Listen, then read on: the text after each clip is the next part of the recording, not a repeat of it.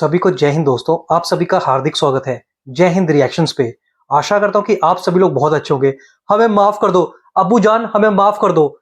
ऐसा फोन आया है पाकिस्तानी डीजीएमओ का भारत को अपने 3 एयरबेस उड़वाने के बाद, और अब वो भारत से मांग कर रहा है सीज फायर की, जिसमें अमेरिका का भी हाथ बताया जा रहा है। तो इसी मुद्दे पे आप देखेंगे भारत और पाकिस्तान के पत्रकारों के बीच जबरदस्त डिबेट, जहां पे आप देखेंगे पाकिस्तान की तरफ से होंगे आरजू काजमी और फकर यूसुफजई, और भारत की तरफ से होंगे रोहित शर्मा। तो ये वीडियो काफी इंटरेस्टिंग होगी, और ये वीडियो का सेकंड पार्ट है। फर्स्ट पार्ट ऑलरेडी हम आपके लिए चैनल पे डाल चुके हैं, जिसे आप लोगों ने बहुत ज्यादा प्यार दिया था, तो इसे भी अंत तक देखें। और चैनल पे नहीं है तो चैनल को सब्सक्राइब कर दें, ताकि हम आपके लिए लेटेस्ट इंटरेस्टिंग और दमदार वीडियोस लाते रहें। जय हिंद, जय भारत। उसके बाद ठीक है ना, 1971 के बाद पहली दफा कह रहे कि ये हुआ। 1971 के बाद ही कहते रोहित जी पहली दफा हुआ। पाकिस्तान में भी ये बात हो रही है। बालाकोट नहीं, इस बार तो ये जो कल रात वाला जो अटैक है वो तो इतना बड़ा था। 1971 में भी शायद मुझे लगता है इतना बड़ा नहीं हुआ होगा जिस तरीके से आप बता रहे हो कि 3 एयर बेसेस। और ये India is the first country to blast 4 air bases of a nuclear powered country. मतलब ये सिचुएशन आ गई है अब। इससे पहले किसी न्यूक्लियर पावर्ड कंट्री, किसी न्यूक्लियर कैपेबल कंट्री के 4 एयर बेसेस किसी कंट्री ने नहीं उड़ाए थे। ये सामने, सबके सामने। और ये चीज, ये वॉर इंडिया के ऊपर थोपी गई है, और बहुत गंदी तरीके से थोपी गई। मतलब अगर पाकिस्तान ओवर कॉन्फिडेंस में था। पहली चीज तो हम न्यूक्लियर अटैक कर देंगे, ये धमकी चलेगी। उसको ये लग रहा था कि हमारा न्यूक्लियर ब्लॉक चलेगा।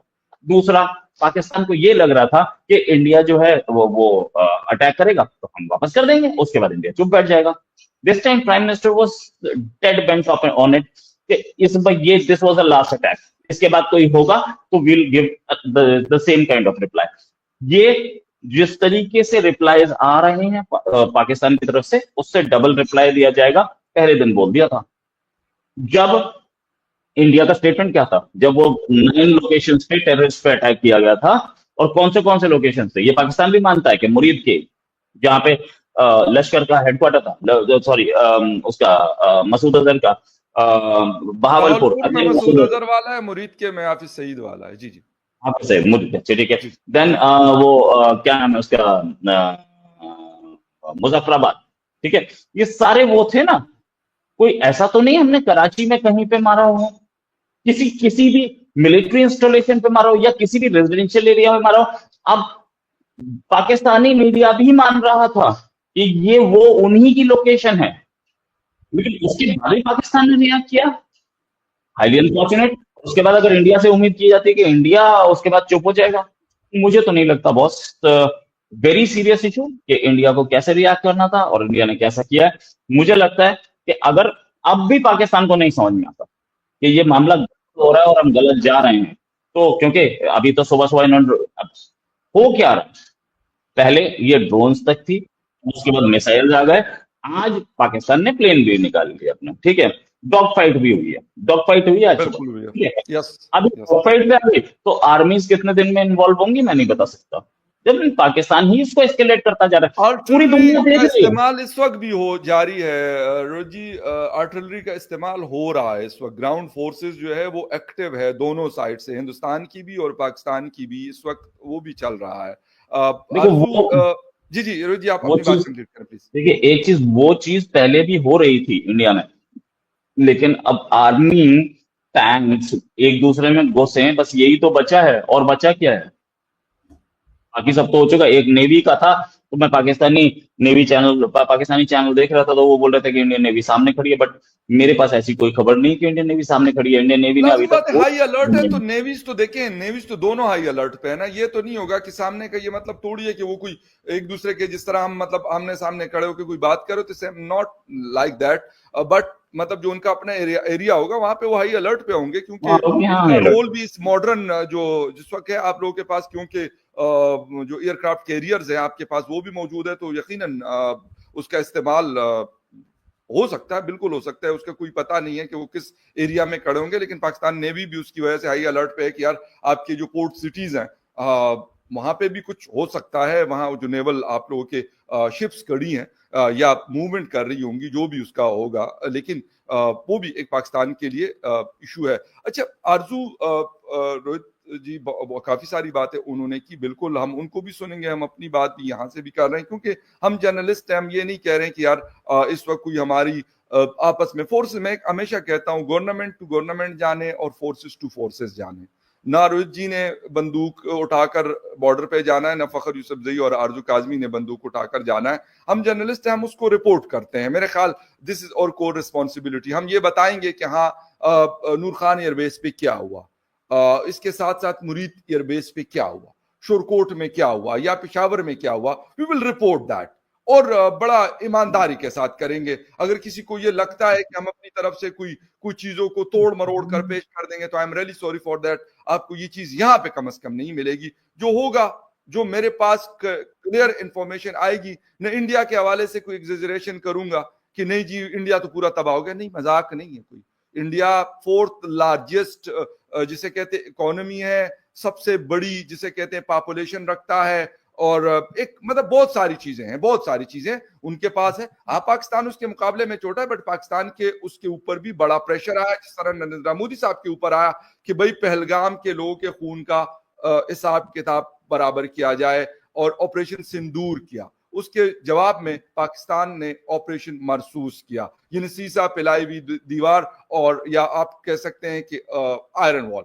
आरजू, थोड़ा सा आपका टेक चाहूंगा, क्या अपडेट्स आपके पास आ रही?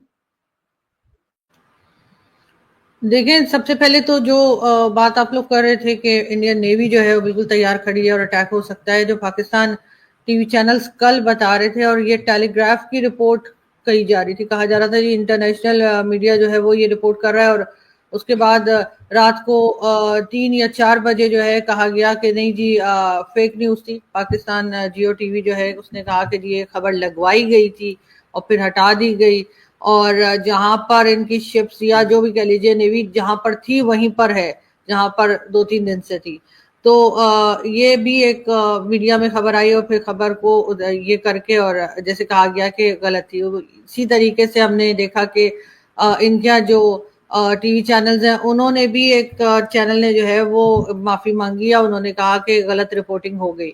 तो इस वक्त बहुत, क्योंकि चीजें बहुत ज्यादा सेंसिटिव हैं, तो मेरे ख्याल से इस वक्त रिपोर्टिंग का जो है वो बहुत ख्याल रखना चाहिए। अब यहाँ पर अब मेरे सामने जैसे टीवी है तो बठिंडा की न्यूज भी दे रहे हैं कि उसकी एयरफील्ड को तबाह कर दिया है, उसके साथ साथ और कई उड़ी फील्ड सप्लाई डिपो वो कह रहे हैं कि तबाह कर दिया, और कई चीजें जो है नाम दिया जा रहा है। लेकिन भारत की तरफ से क्या ये तमाम बातों को माना जा रहा है, क्या भारत की तरफ से भी कहा जा रहा है कि ऐसा हुआ है, ये देखना है हमें।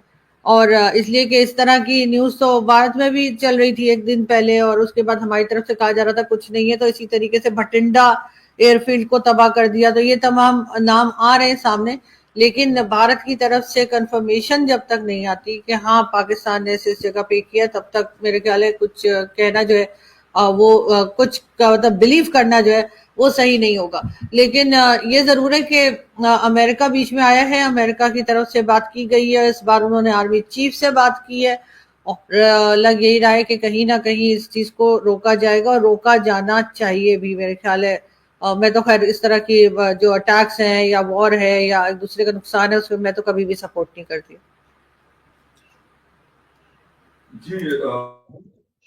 जितने भी एयरफील्ड्स के जितने भी एयरफील्ड्स की खबर, अभी एक खबर आई थी कि S-400 तोड़ दिया है। अगर S-400 टूट गया होता तो पाकिस्तानी मिसाइल दिल्ली पहुंच रहे होते, पाकिस्तानी एयरक्राफ्ट दिल्ली पहुंच रहे होते, इतना लो फ्लाइंग नहीं चल रहे होते। क्योंकि S-400 ये तो एक शील्ड है हमारे हाथ में, और दूसरी शील्ड कौन सी है हमें पता कैसे लगेगा? तो S-400 इज फुल्ली ऑपरेशनल। और जो ये बताया बठिंडा का और वो कौन सा बठिंडा और पठानकोट, तो वो पठानकोट से ही तो आज सुबह डॉग फाइट जो हुई है वो पठानकोट एयरबेस से ही तो हुई है। तो डॉग फाइट में आज जो पता लगा है कि 2 प्लेन 3 प्लेन गिरे हैं पाकिस्तान के, अभी उसका मलबा आ जाएगा, डोंट वरी, मलबा दिखा देंगे हम, डोंट वरी। तो वो आ जाएगा। अभी पायलट को भी ढूंढा जा रहा है, अगर पायलट वापस चला गया तो फाइन, यहाँ है तो वो भी दिखा देंगे। दोस्तों, आशा करता हूं कि वीडियो को आपने अंत तक देखा होगा और भारत और पाकिस्तान की ये डिबेट आपको काफी पसंद आई होगी। वेल, हम बार बार इन पाकिस्तानी को समझा रहे हैं कि तुम्हारी औकात नहीं है, भारत से पंगा मत लो, कितनी बार मार खाओगे। पर इस बार भारत मूड में था आर या पार के, इसलिए पाकिस्तान ने पहले भारत और फिर अमेरिका के पांव पकड़े कि सीज फायर को करवा दिया जाए। तो इसके बारे में आपके क्या विचार हैं? आप अपने विचार हमें कमेंट सेक्शन में लिखकर जरूर बताएं, और एक बार फिर चैनल पे नहीं है तो चैनल को सब्सक्राइब कर दे, और जी हाँ, कमेंट सेक्शन में जय हिंद लिखना ना भूले। तो चलिए फिर मिलेंगे ऐसी किसी दमदार और इंटरेस्टिंग वीडियो में, तब तक अपना ध्यान रखिए। जय हिंद, जय भारत।